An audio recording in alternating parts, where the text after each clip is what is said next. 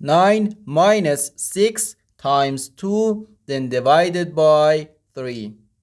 9 minus 6 gives us 3. So 3 times 2 divided by 3. 3 times 2 gives us 6. And 6 divided by 3, which equals 2. But this answer is not correct, because according to the order of operations, which is PEMDAS, P stands for parentheses, E stands for exponent, M and D stands for multiplication and division, and A and S stands for addition and subtraction. First, we have to do parentheses, then exponent, then multiplication or division, and finally addition or subtraction.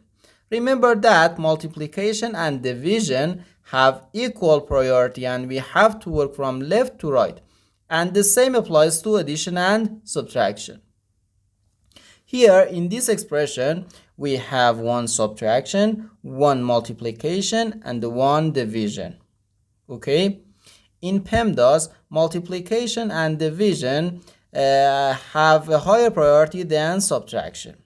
And as I said, multiplication and division have equal priority and we have to work from left to right.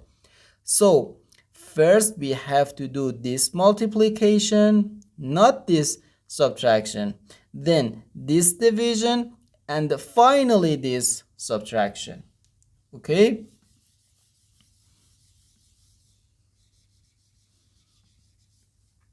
So first this multiplication. 6 times 2 is just 12.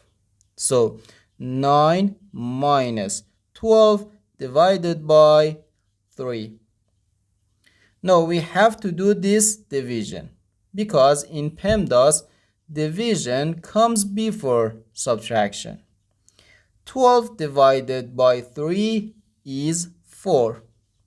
So we have 9 minus 4, and this is equal to 5.